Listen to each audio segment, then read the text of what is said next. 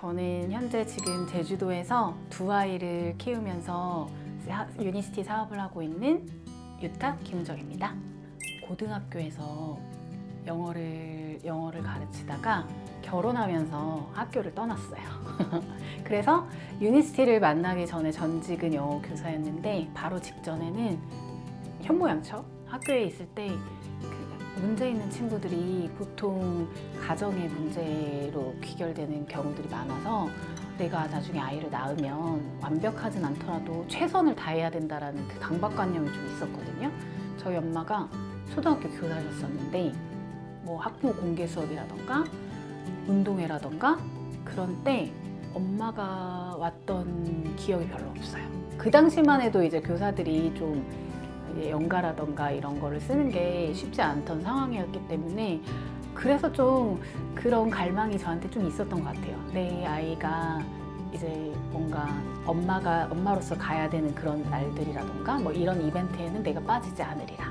그랬을 때 유니스티를 사업 설명을 들었고 내 노력 대비 어찌됐든 간에 더 큰 수입을 가져올 수 있잖아요. 거기다 시간을 매여있는 직업이 아니기 때문에 내 시간을 조정을 할 수 있으니까 유도리 있게 조정을 할 수 있으니까 애한테도 신경을 쓰면서 이 사업도 같이 할 수 있겠구나 라는 생각을 했죠.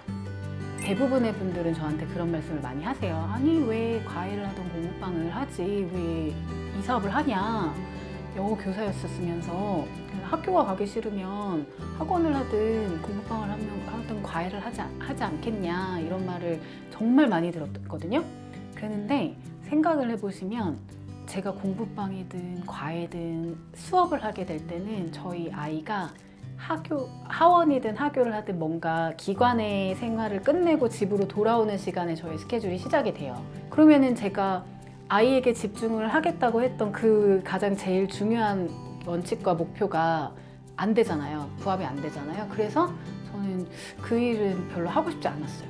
그러니까 1번이 아이였거든요. 아이에게 내가 시간을 아이가 필요로 할 때 쏟아주면서도 내가 뭔가를 할 수 있는 그런 일을 찾았었죠. 저는 좀 제가 욕심이 좀 많은 편이었어요.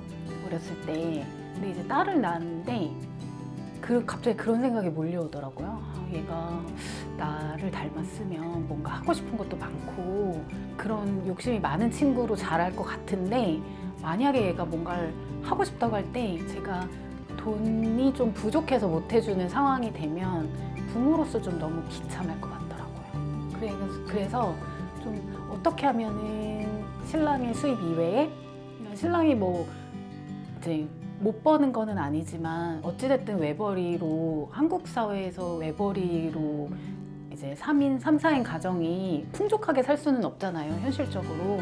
그래서 계속 부동산에도 관심을 가져보고 주식에도 관심을 가져보고 이것저것 좀 생각을 많이 했었어요. 그런데 부동산은 보러 다니는 건 좋아하는데요. 복잡하잖아요. 모든 그런 걸 공부를 할 생각도 없었고 주식은 정말 제가 손을 댈 수 없는 그런 레벨이기 때문에 아이에게 시간을 할애하면서도 수입이 될 수 있는 그런 일을 찾았던 것 같아요. 저도 모르게. 되게 우연치 않게 소개받았어요. 첫 아이가 돌 좀 지났을 때였는데 아이 친구 엄마랑 수다를 떨고 있었거든요. 그때 그분이 야, 한 달에 1억 8천 번 아줌마가 있대라고 그렇게 그냥 툭 던졌어요. 근데 그 언니는 저를 컨택하려고 했던 것도 아니고 그냥 뭣도 모르고 자기도 어디서 주워들은 얘기를 그냥 저한테 가십으로 얘기를 한 거죠. 그냥 못 지나가겠더라고요. 그래서 그 아줌마는 나보다 나이 많아요? 물어보니까 당연히 너보다 많겠지 막 이래요. 무슨 일 해요? 그러니까 모른대요. 그러면 언니는 만나봤어요? 하니까 못 만나봤대요. 근데 그럼 만날 수 있는 분이에요? 그러니까 만나려면 만날 수 있겠지라고 이렇게 말씀하셨거든요. 그래서 덥석 물었죠. 그냥 너무 궁금했어요. 진짜. 도대체 어떻게 그렇게 월에 많은 돈을 벌까? 무슨 일일까? 그냥 저의 상식에는 막 엄청난 기업체의 대표는 아니라고 하고 보험도 그 정도까지는 안 될 것 같고 진짜 어떤 직업일까 너무 궁금했거든요. 그냥 뭣도 모르고 열심히 쫄라서 만나게 됐는데 그게 어느 누군가의 집에서 홈미팅이 열렸고 그곳에서 이은주 대표님을 처음 만났어요.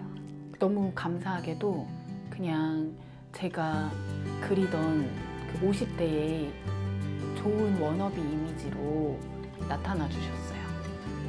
설명을 하시고 사업 설명이 끝나고 나서 저는 사실 웬만큼 할 수 있으면 내가 할 수 있는 거면 해야지 하고 갔는데 그 마음은 긍정인데 저는 말을 못하고요. 아는 사람도 별로 없고요. 뭘 팔아본 적도 없고 못 팔아요 해서 대부분의 사람들이 거절하는 이 세 가지 말을 다 했거든요. 근데 그때 대표님께서 이 사업은 그런 능력이 없어도 충분히 성공할 수 있는 비즈니스인데 너무 인생을 걸고 하는 이 비즈니스인데 이제 자기의 사업 설명 한 번만 듣고는 결정하지 말라. 충분히 알아보고 해도 늦지 않다. 라고 그렇게 말씀을 해줬어요. 그게 되게 저는 좀 더 신뢰가 갔거든요. 뭔가 저를 설득하려는 것도 전혀 없었고 되게 진심 어린 충고를 해줬죠. 그러니까 그런 것 같았어요. 뭔가 하고 싶고 이분처럼 막 성공 이런 삶을 살고 싶다라는 생각은 드는데 과연 내가 할 수 있을까? 거기다 저는 또 경력이 단절된 애기 엄마였잖아요. 돌 지난 아이를 키우고 있는 나는 없고 한참 이제 자존감이 바닥인 그 시절에 이게 뭔가 약간 빛나는 게 보이는데 과연 내가 이게 될까? 이런 마음에 그런 것 같아요. 좀 공부하다가 불안하면 아이들이 선생님한테 선생님 저 대학 갈 수 있을까요? 뭐 원하는 대학 갈 수 있을까요? 이렇게 물어보는 거. 그래서 갈 수 있어 하면 왠지 마음의 위안을 받는 그런 느낌으로 제가 질문을 드렸던 것 같아요. 그런데 의외의 대답을 해주셨고 어떻게 보면 좀 더 저의 마음을 움직이게 된 계기가 아닌가 싶어요. 알아서 그냥 딸려갔죠. 그래서 막 이제 그러다가 뭔가 궁금한 게 생겨서 고려진 사장님께 그때 DM을 보냈던 것 같아요. 이거 궁금한데 알려주실 수 있을까요? 라고 했는데 그날 바로 한달음에 달려와 주셔가지고 그때 화장품이었던 것 같아요. 네이젠에 대한 그게 너무 궁금해가지고 뷰티 아카데미 이런 거는 어떻게 하는 거예요? 이러면서 이제 그 질문을 했던 것 같은데 제가 움직일 수 있는 상황은 아니었으니까 그때가 막 수유하고 갓난아기 있었던 때였거든요. 그 아이가 6개월도 되기 전이었으니까. 그래서 그냥 말동무 해주고 싶다 하시면서 이제 매달 와주시겠다. 이제 수다 떨러 와주시겠다 하면서 그래서 지금까지 매달 제주도로 후원 오시고 계시죠.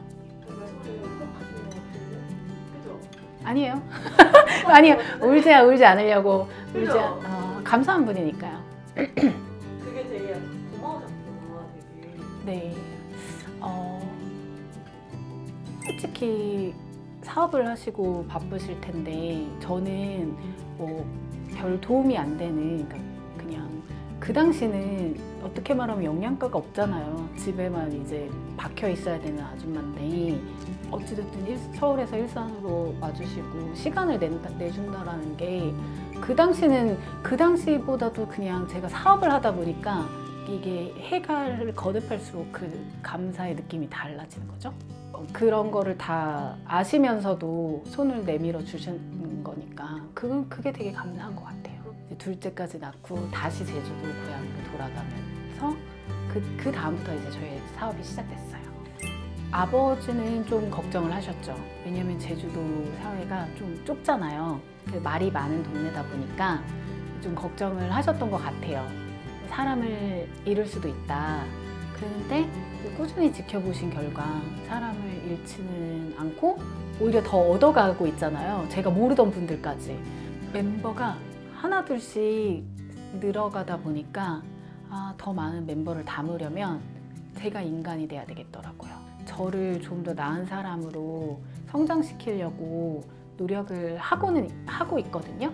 그러다 보니까 그런 모습이 과거의 내 딸과 지금의 이제 내 딸의 모습이 긍정적으로 변화를 한 점에 대해서 좀 높이 사주는 것 같아요. 그래서 지금은 반대하지 않고요. 오히려 말없이 지지해 주시죠. 신랑은 처음에 그냥 하고 싶다고 하니까 아무것도 자기는 믿기지는 않지만 믿지는 않는다. 제품도 회사도 뭐 보상도 자기는 믿지는 않는데 네가 해보고 싶은 거니까 3년 해보라 라고 이제 그런 얘기를 했었어요. 그 전에는 신랑한테 신랑을 좀 많이 올감했던 것 같아요. 아이를 낳고 난 다음에 제가 불안정하니까 예를 들어서 저희 부모님 같은 경우도 딸이니까 당연히 도와줘야지, 신랑도 남편이니까 도와줘야지 라고 하는 좀 이기적인 사람이었죠. 왜냐면 아이를 키우는 것도 정말 쉽지 않은 일이죠. 한 사람을 길러낸다라는 게, 거기다 가정주부들이 육아만 하는 게 또 아니잖아요. 못할 때만, 아이가 아프거나 뭔가 아이가 문제가 생기거나 이런 것만 표가 날지.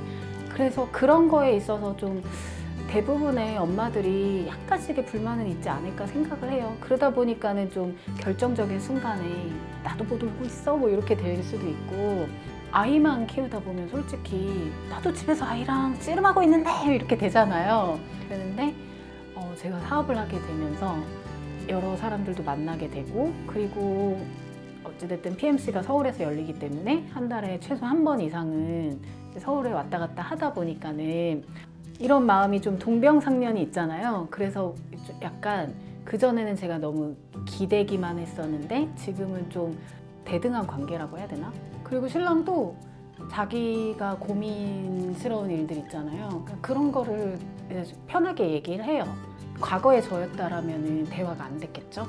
그런데 이제 아무래도 일을 하다 보니까는 그래 너도 힘들지 하면서 그래 좀 이해가 된다 막 이제 이런 마음이 들기 때문에 어떤 면에서는 이게 건강한 부부관계를 위해선 각자가 좀 사회생활도 해야 되겠구나, 한 사람이 너무 고여있게 되면은 이게 대화가 좀 어렵겠구나라는 생각도 요즘에는 많이 하고 있어요.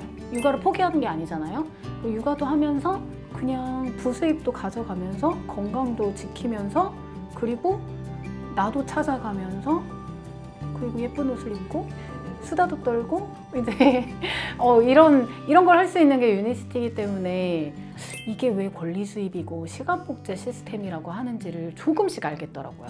나는 분명 아이가 아파서 집에 데리고 있는데 대시보드에 매출이 일어나요. 내가 모르는 매출이. 집에 있는데 그냥 파트너장님이 뭔가 이제 궁금한 게 있어서 전화 오시거나 소비자가 연락이 오시면 저는 그냥 통화를 하거나 뭐 문자를 하거나 아니면 앱으로든가 뭔가 잠깐 처리를 해드릴 수 있죠. 근데 저는 아이와 함께 있어요. 이럴 때 진짜 너무 짜릿하거든요. 그래서 진짜 나랑 같은 아이 엄마들이 진짜 이 유니시티를 알아야 되는데 이게 정말 너무 이 짜릿함을 공유하고 싶다. 지금 그렇게 아이가 아팠을 때 조금씩 일어나는 그 매출이 이게 만약 10배가 된다면, 이게 만약 100배가, 하루에 100배가 된다면 막 이런 생각을 하면 진짜 소름이 돋아요. 그래서 이걸 진짜 누군가 알아야 되는데 이 감정을 같이 느껴야 되는데 너무 공유하고 싶다라는 그 생각을 정말 많이 하죠. 내가 지금 알고 있는 그 선입견에 그쳐가지고 미뤄두지 않았으면 좋겠어요. 그래서 그냥 마음을 열고 들어보고 아니면 말지라는 생각으로 최소한 5번 정도는 안내를 해주시는 분이 안내하는 그 정보를 마음을 열고 보시고 나서, 그리고 나서 판단하시면 어떨까.